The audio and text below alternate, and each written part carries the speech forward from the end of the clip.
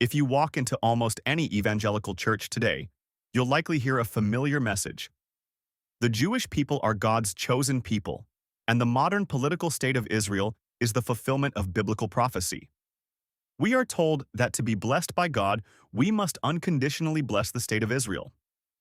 But what if I told you that this idea is actually a relatively modern invention?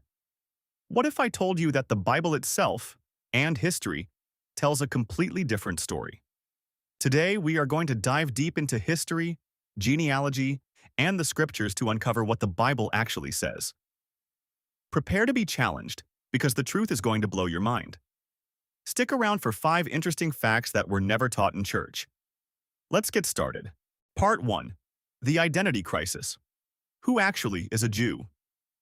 To understand the present, we have to start in the past. The first major misconception is the word Jew. We have to ask, was Abraham a Jew?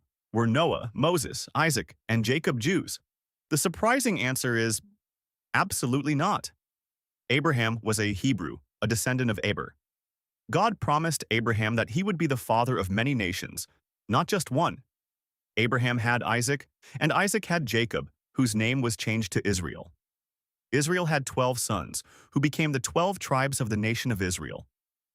The term Jew actually refers to people from the tribe of Judah, or the territory of Judea, not Israel. Here's why. After King Solomon, the kingdom split. The northern 10 tribes kept the name Israel, while the southern tribes became Judah. The word Jew wasn't even used until later in the Old Testament to describe the people of this southern kingdom, Judah. Most of the famous heroes of the Bible, like Moses, Aaron, Samson, and Joshua, were Israelites, but they were not Jews. But history gets even more complicated. When the Israelites were conquered and exiled by the Assyrians and Babylonians, their bloodlines began to mix. By the time of Jesus, being a Jew was a loaded term. Fast forward to the year 70 AD, when the Romans completely destroyed Jerusalem and scattered the people into all nations. All original genealogical records were destroyed in that fire. Think about the math of genealogy. A generation is about 30 years. If you go back to 70 AD, you would mathematically have over 18 quintillion slots in your family tree. Because of thousands of years of intermarrying, conquests, and conversions, like the Khazars in the 8th century who converted en masse to Judaism, it is genetically impossible for anyone today to claim a 100% pure bloodline back to the biblical patriarchs. That's why the Apostle Paul explicitly warned Christians in 1 Timothy 1:4 to avoid endless genealogies. Because in God's eyes, physical bloodline isn't what matters. Interesting fact. Number 1. King Herod, who tried to kill baby Jesus, was actually an Edomite, a descendant of Esau. Herod's ancestors were forced to be circumcised and convert to Judaism during the Maccabean period around 200 BC. Part 2. The Promise and the Seed. But wait, you might say. Didn't God make an irrevocable promise to bless Abraham's seed? Yes, he did. In Genesis 12 and 22, God promises Abraham that in his seed, all the nations of the earth would be blessed. But modern Christianity has completely misidentified who that seed actually is. Paul explains it clearly in Galatians 3:16.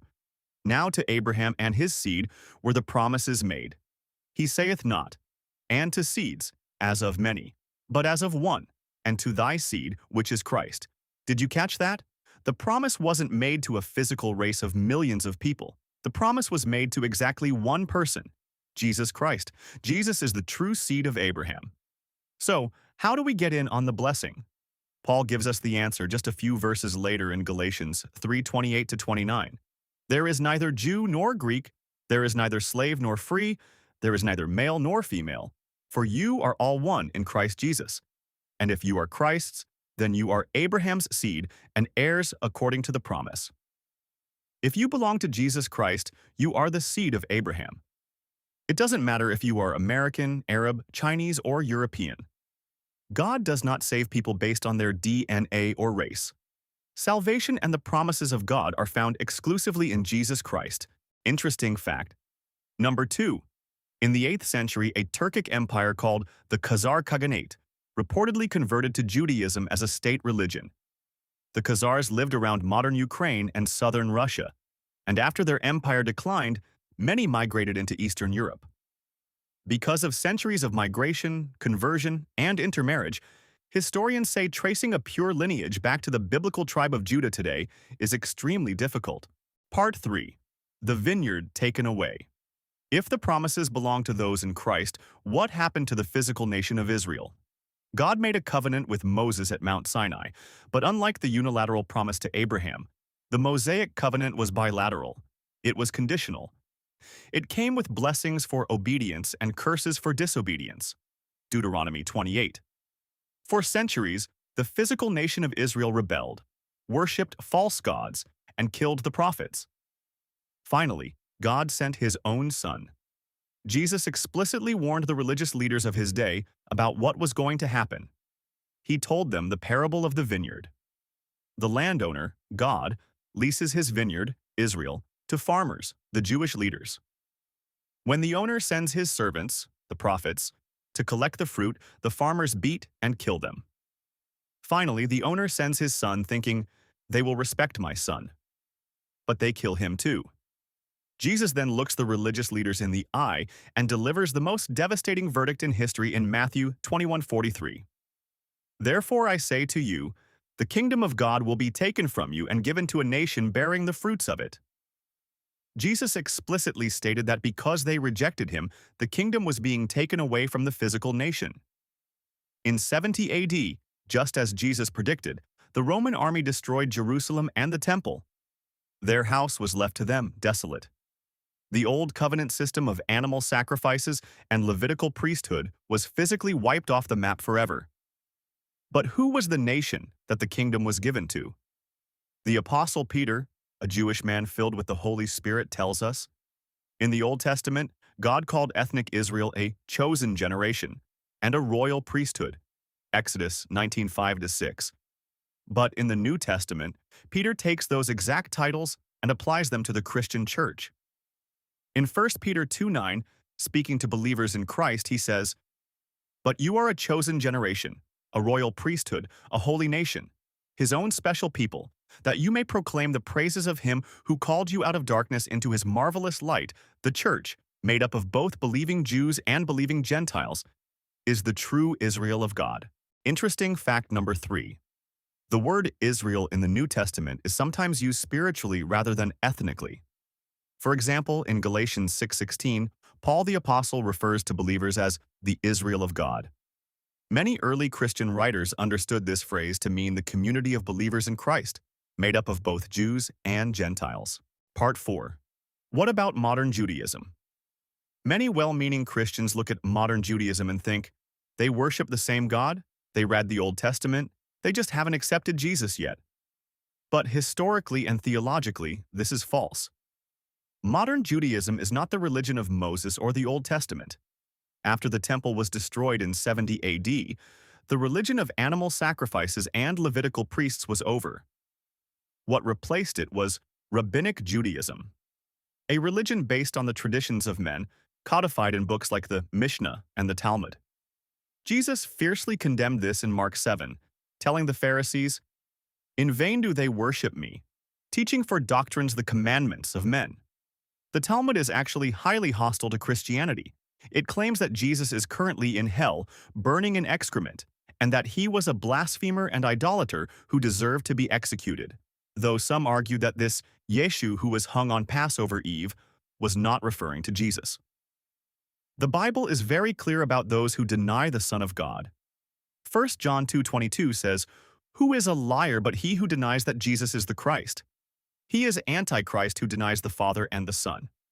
Jesus himself spoke to the ethnic Jews who rejected him in John 8:44, saying, "You are of your father the devil, and the desires of your father you want to do." This sounds harsh to modern ears, but we have to let the Bible speak for itself.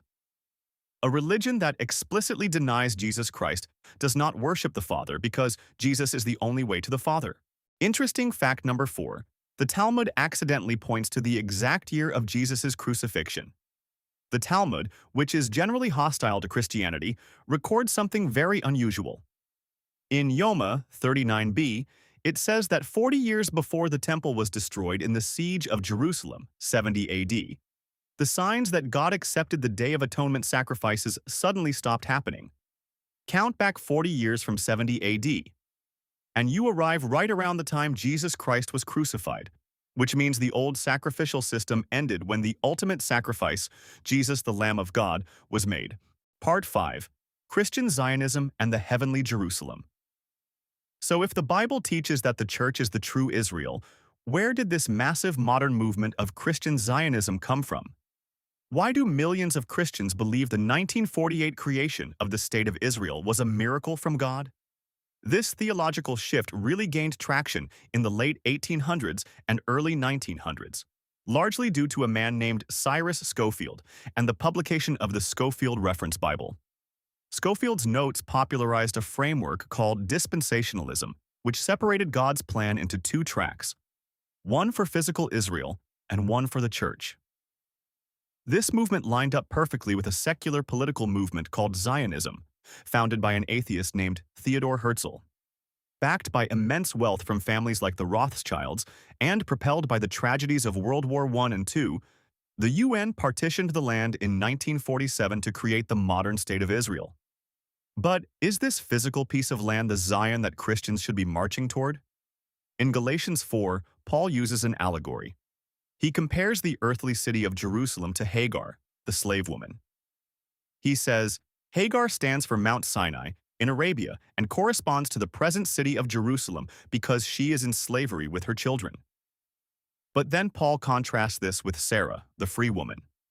He says, but the Jerusalem that is above is free, and she is our mother. Did you catch that? Paul, a physical Jew, writes that earthly Jerusalem is in spiritual bondage. Our true mother, our true capital city, is the heavenly Jerusalem. Hebrews 11 tells us that even Abraham wasn't looking for a physical piece of dirt in the Middle East. He was looking for a city which hath foundations, whose builder and maker is God. Interesting fact number 5, the Star of David, now the symbol of the State of Israel, is never mentioned anywhere in the Bible.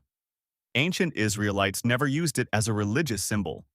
Some historians link the six-pointed star to the Star of Remphan, which the prophets condemned in Book of Amos and Acts of the Apostles. It only became widely associated with Judaism in 1897, when the Theodor Herzl led the First Zionist Congress. Part 6. The Olive Tree, Romans 11. Now, let's address the elephant in the room. Romans 11:26, which says, and so all Israel shall be saved, to argue that God has a future plan to save the entire physical Jewish race. But we have to read it in context. In Romans 9, Paul establishes the ground rule. They are not all Israel, which are of Israel. Meaning, not every physical descendant of Jacob is part of God's true spiritual Israel. In Romans 11, Paul uses the brilliant illustration of an olive tree. The tree represents the true covenant people of God. Paul explains that because of unbelief, many of the natural branches, unbelieving Jews, were broken off. In their place, wild olive branches, believing Gentiles, were grafted in. So, what does Paul mean by all Israel will be saved? He is saying that in this manner, by breaking off unbelieving ethnic Jews and grafting in believing Gentiles alongside the believing Jewish remnant, the whole, complete tree of true Israel will be saved. This does not mean God hates ethnic Jews. Paul himself was an ethnic Israelite who got saved. God can and will save any Jewish person today who turns to Jesus Christ. As Paul writes in Romans 11:23, and they also, if they do not continue in unbelief, will be grafted in, for God is able to graft them in again. God has preserved a remnant. If you are of Jewish descent watching this, the God of Abraham, Isaac, and Jacob loves you so much that he sent the Messiah to die for your sins. But salvation is only found by being grafted back into the tree through faith in Jesus, as the Bible clearly states in Romans 2:28-29. For he is not a Jew, which is one outwardly, neither is that circumcision, which is outward in the flesh, but he is a Jew, which is one inwardly, and circumcision is that of the heart, in the spirit. Interesting fact number 6. DNA studies on Jewish populations have found that many Jewish communities share mixed ancestry from the Middle East, Europe, and other regions. Because Jewish communities lived in diaspora for nearly 2,000 years, genetic studies show significant regional mixing. This reflects the long history of migration, conversion, and intermarriage across many centuries. Conclusion. So, are the Jews or modern Israel still God's chosen people? According to the New Testament, the chosen people is not defined by physical DNA, genetics, or a secular nation-state in the Middle East. The kingdom was taken from the physical nation that rejected the Son of God and extended to a holy nation bearing fruit. If you have repented of your sins and put your faith in the finished work of Jesus Christ on the cross, if you have been washed in His blood and filled with His Holy Spirit, you are a true Jew inwardly. You are the seed of Abraham. You are part of the chosen generation, the royal priesthood, the Israel of God. And the inheritance you receive isn't just a tiny strip of land in the Middle East. According to Romans 4:13, the promise to Abraham and his seed is that they would be heirs of the world.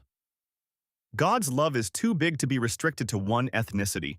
Jesus Christ tore down the dividing wall so that red and yellow, black and white, Jew and Greek could all become one new man in Him. Let me know in the comments below. How do you interpret Galatians chapter 3 and Romans chapter 9? Let's share and discuss respectfully. Thank you for watching. If you found this helpful, please like, share, and subscribe for more Bible truths explained visually. See you in the next video. God bless.